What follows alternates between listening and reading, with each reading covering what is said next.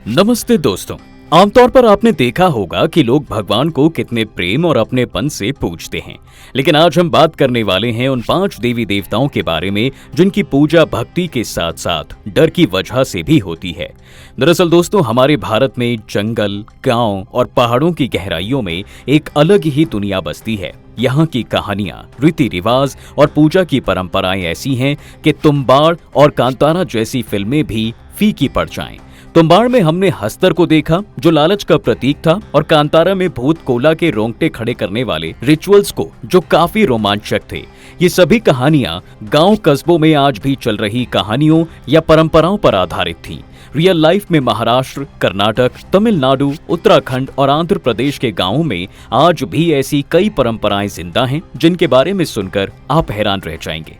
तो फिर चलिए, आज हम खोलने जा रहे हैं भारत के उन डरावने रहस्यों का पिटारा जिनके बारे में शायद आपने कभी नहीं सुना होगा। और हाँ, अगर आपको भी लगता है कि आपके गांव में भी कोई ऐसी कहानी या परंपरा है तो कमेंट बॉक्स में जरूर बताएं। साथ ही वीडियो को लाइक कर हमारे चैनल को भी सब्सक्राइब करना ना भूलें। चलिए वीडियो की शुरुआत करते हैं। दोस्तों, इस कड़ी में सबसे पहले बात करते हैं मल्हारी की, जिन्हें लोग भगवान शिव का एक ऐसा अवतार मानते हैं जिनके सामने राक्षस भी थर थर कांपते हैं। असल में मल्हारी का मतलब होता है मल को हराने वाला।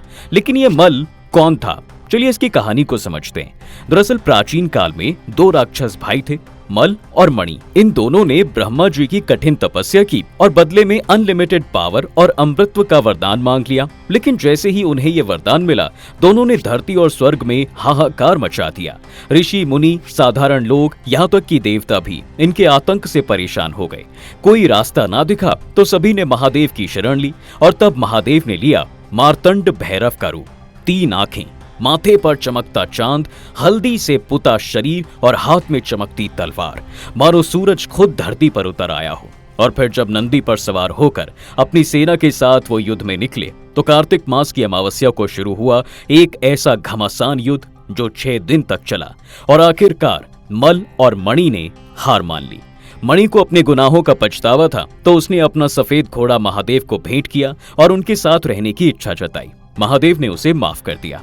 लेकिन मल, उसने दुनिया को तबाह करने की ठान ली थी, इसलिए महादेव ने अपने त्रिशूल से मल का सिर धड़ से अलग कर दिया। कहा जाता है कि उसका सिर एक मंदिर की सीढ़ियों पर जा गिरा, और आज भी भक्त उसी मंदिर में उस सिर को अपने पैरों तले कुचलते हैं। इसके बाद महादेव ने उस जगह पर स्वयं लिंग रूप में रहने का फैसला किया। आज उन्हें खंडोबा के नाम से पूजा जाता है, यानी बुराई का नाश करने वाला योद्धा। महाराष्ट्र, कर्नाटक और आंध्र प्रदेश में खंडोबा की पूजा बड़े धूमधाम से होती है। लेकिन ये पूजा सिर्फ भक्ति की नहीं, डर की भी है। क्या आपको पता है, सदियों पहले खंडोबा के मंदिरों में एक डरावना रिवाज था। हर साल एक वीर बच्चे को चुना जाता था जो बड़ा होने पर अपनी बलि देता था। शुक्र है कि यह प्रथा अब बंद हो चुकी है, लेकिन आज भी यहाँ कभी कभी पशु बलि दी जाती है। माना जाता है कि खंडोबा एक उग्र देवता हैं, इसलिए इनकी पूजा के बेहद कड़े नियम हैं और इसमें किसी भी तरह की गलती से बचने का पूरा ध्यान रखा जाता है। अब चलते हैं दक्षिण भारत, जहाँ महाभारत की द्रौपदी को एक साधारण पत्नी या राजकुमारी नहीं, बल्कि एक शक्तिशाली देवी के रूप में पूजा जाता है। जी हाँ, वही द्रौपदी जो अग्नि से प्रकट हुई थी और पांडवों की पत्नी थी। लेकिन दक्षिण के गांवों में उनकी कहानी कुछ और ही है।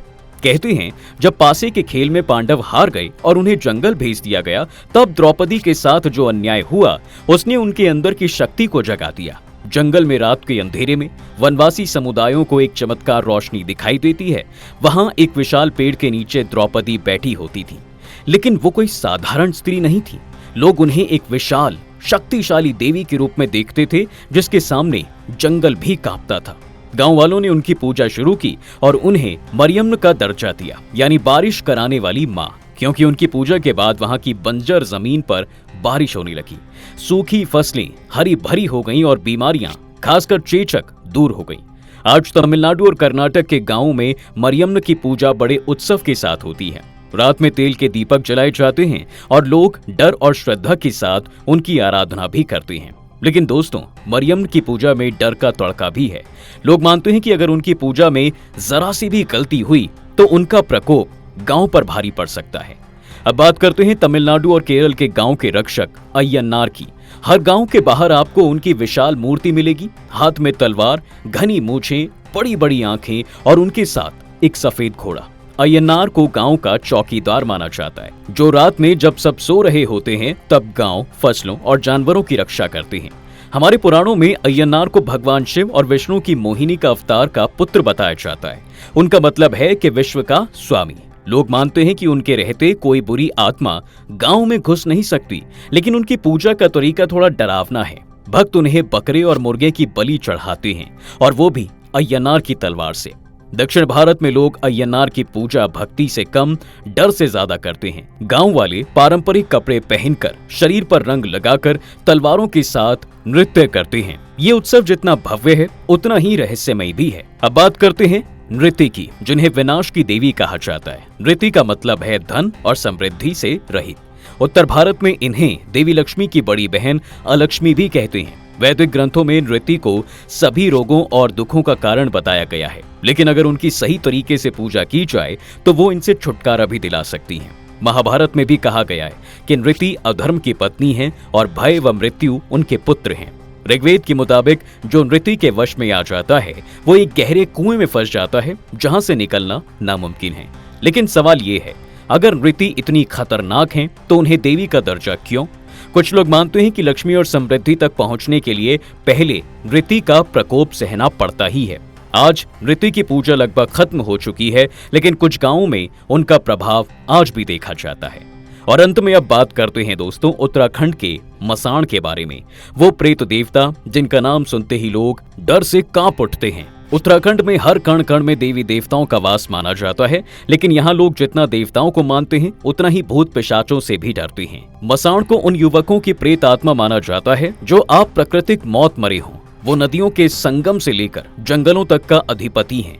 कहते हैं मसाण लड़कियों और बच्चों को ज्यादा परेशान करते हैं।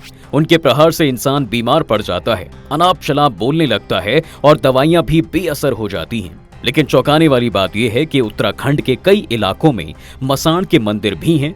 अल्मोड़ा के काकड़े घाट के पास कोसी नदी के तट पर मसाण देवता मंदिर है, जहां लोग उनकी पूजा करते हैं। कुछ लोग उन्हें पहाड़ों का रक्षक मानते हैं, तो कुछ समाज में न्याय न मिलने पर उनकी शरण में जाते हैं। तो दोस्तों, ये थी भारत के उन रहस्यमयी देवी देवताओं की कहानियां जिनकी पूजा भक्ति से कम और डर से ज्यादा होती है। अगर आपको ये वीडियो पसंद आया है तो इसे लाइक कर अपने दोस्तों के साथ जरूर शेयर करें। साथ ही हमारे चैनल द डिवाइन टेल्स को सब्सक्राइब करना बिल्कुल ना भूलें।